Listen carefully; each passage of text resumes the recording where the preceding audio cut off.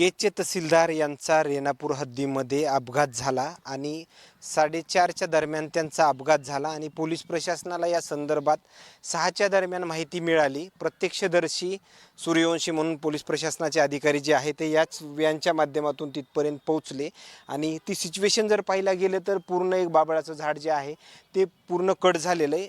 खूप मोठ्या प्रमाणामध्ये स्पीडमध्ये ती गाडी होती। खूप मोठा भीषण अपघात जे आहे ते झाला गेला आहे। जिथपर्यंत गाडी रस्त्याच्या खाली उतरली आणि गाडी पलटी होईपर्यंत त्या ठिकाणापर्यंत पूर्ण गाडीचे पार्ट जे आहे ते वेगवेगळ्या पद्धतीचे आपल्याला त्या ठिकाणी पाहायला मिळालेत। पूर्ण गाडीचा चक्काचूर जो आहे तो झाला गेला आहे आणि हीच सूर्यवंशी म्हणून अधिकारी आहेत ते व्हॅनच्या माध्यमातून तिथपर्यंत पोहोचले।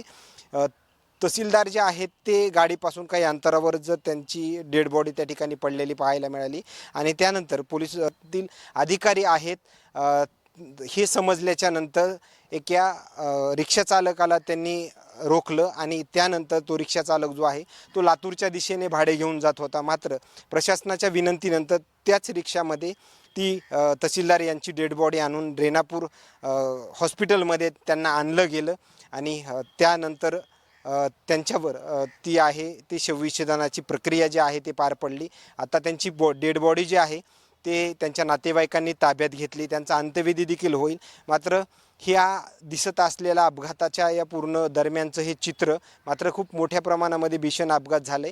तहसीलदार यांच्या गाडीचा वेग देखील 100-150च्या देखील दरम्यानचा असावा असा जे तिथले लोक जे आहेत ते असा संशय व्यक्त करतायत आणि ती सिच्युएशन खूप मोठ्या प्रमाणामध्ये त्या ठिकाणी अपघात झाला आहे। मात्र या अपघातासंदर्भात आणखीन काही नवीन अपडेट्स मिळतील का हेही पाहणं तेवढंच महत्त्वाचं ठरणार आहे। मात्र ज्या ठिकाणी अपघात झाला आहे सातत्यानं होणारे अपघात हे रोखण्यासाठी आता सुपर हायवे प्रशासनाचे काही अधिकारी त्या संदर्भात उपाययोजना करतील का हेही पाहणं तेवढंच महत्त्वाचं ठरणार आहे। Cameraman Bajrang चौधरीसोबत सूर्यज media Renapur.